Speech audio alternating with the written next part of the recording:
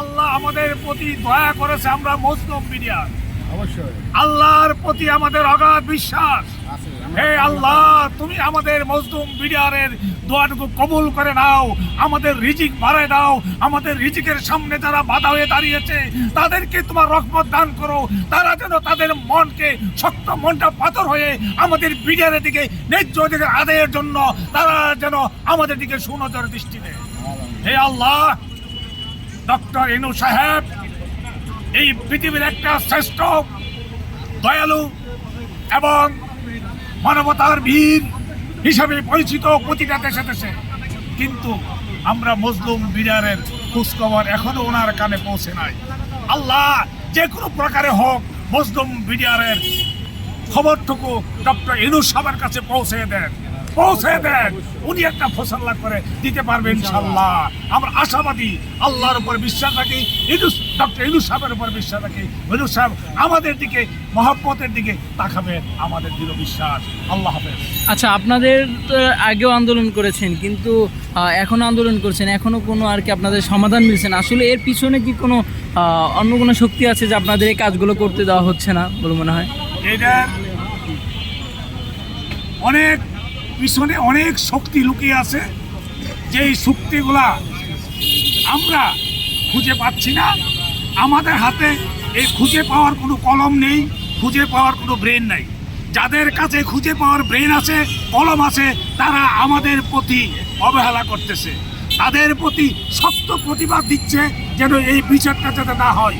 যদি এই বিচার হয়ে যায় তাহলে তাদের অনেক লোক ফেসে যাবে। এই জন্য আমাদের এই বিচারের প্রতি তারা ছায়া হয়ে দাঁড়িয়ে আছে, আমাদের পাশে দাঁড়ায় না।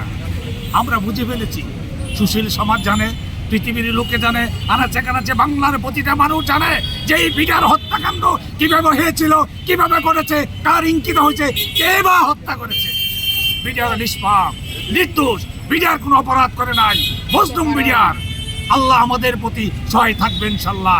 ইন্নাল্লাহ মা সাবিরিন, আল্লাহ ধৈর্যশীলদের সাথে আছে, থাকবে মহান আল্লাহ। আচ্ছা, আপনাদের তো আগামীকালও দেখা গিয়েছে অনেক সদস্য ছিল আন্দোলনকারী যারা আছেন আপনারা, তো আজকে তো সেরকম লোকজন দেখা যাচ্ছে না। আসলে আজকে কি আপনাদের এই আন্দোলন এরকমভাবেই থাকবে?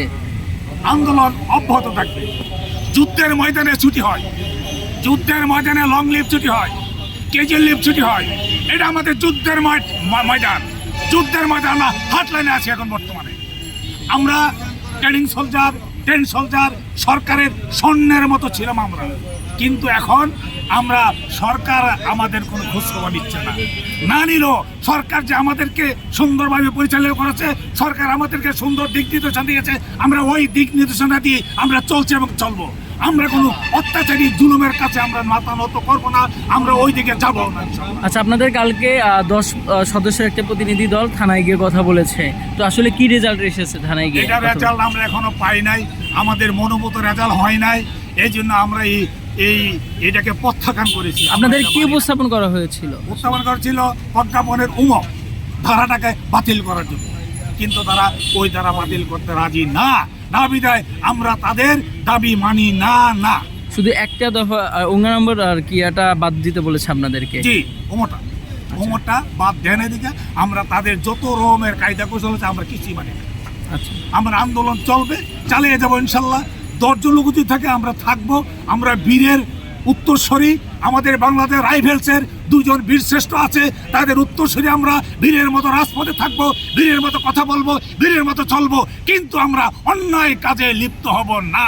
না না, এখন পর্যন্ত কোনো বিডিআর কোনো কাজে লিপ্ত হয় নাই, আর হবে না। আমরা সুশৃঙ্খল বাহিনীর সৈনিক, আমরা সুশৃঙ্খল বাহিনীর কাজ করি, আমরা সুশৃঙ্খল বাহিনীর প্রশিক্ষণপ্রাপ্ত সৈনিক। কাজী আমরা আমাদের আন্দোলন চলবে, শান্তভাবে চলবে, কলমে কলমে চলবে, রাজনীতিকে চলবে, কিন্তু আমরা দুঃশাসনে যাব না ইনশাআল্লাহ।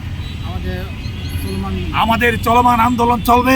আমাদের অধিকার যতদিন পর্যন্ত আদায় না হবে, আমাদের অধিকার যতদিন পর্যন্ত আমরা প্রাপ্তি না হব, আমরা স্বীকারোক্তি না পাবো, ততদিন পর্যন্ত এই রাজপথ আমরা ছাড়বো না।